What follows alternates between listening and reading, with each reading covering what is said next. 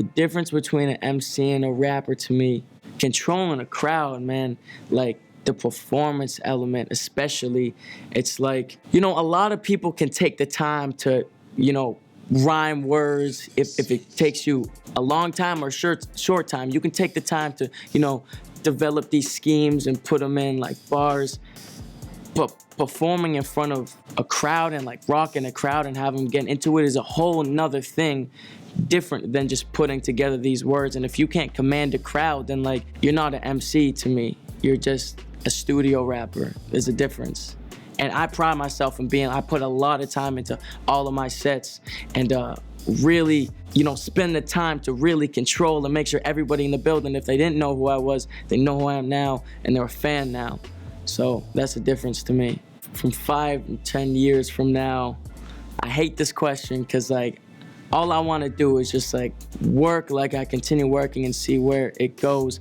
But I got a mindset that is very independent and I like to be in control of everything from down to the mixes or the masters or the songwriting or the music videos or just the way it promotes. Everything is like my ideas. I'm not Mr. like fuck every label, but right now I want to continue growing independently because I feel like I haven't nearly reached the point of you know, talent that I can hit. I really feel like I'm in my infant stages right now. So the biggest thing for me is just to continue working with new people and getting out there more and just seeing how everything builds. Some producers that I haven't worked with yet, that would be a dream, would be especially DJ Premier. And I know Premier, but we've never worked on a song together. That's like always been like something that would be insane to me, just as like a hip hop head.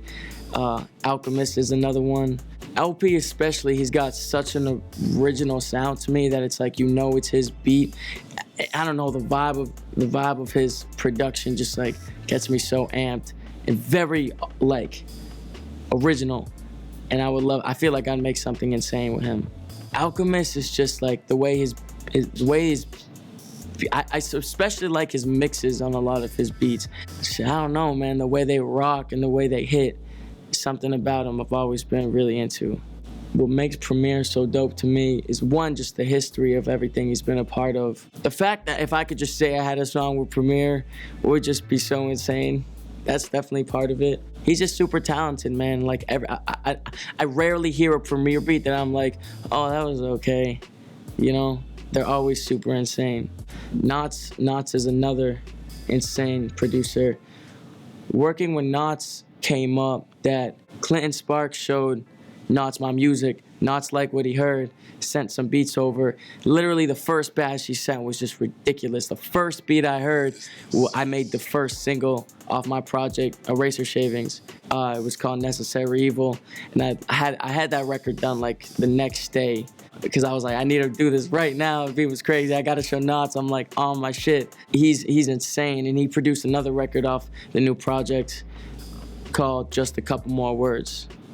We have to learn the system. It's a game, and unfortunately we have to play that game, and we got to play that game the best if we want things to actually happen. That's why you had niggas like Obama sitting up endorsing Hillary Clinton so hard, because we were supposed to fight for our country, and we didn't. So now I'm like, we got to figure out what you really want to fight for in life. But yeah, just growing up in Connecticut as it is just was super, it just made you want to create and want to do interesting things, because there wasn't that much interesting things. Like, it has a bunch of beautiful aspects, but nothing too like exciting or anything like LA. So when I finally got to LA, it's like, this shit's crazy now, yeah.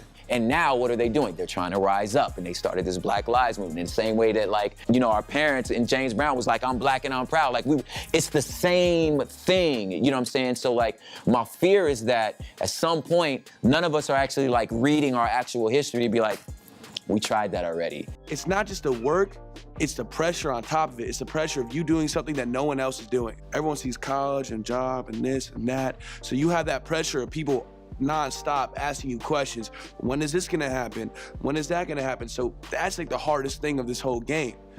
It's doing something that no one else does.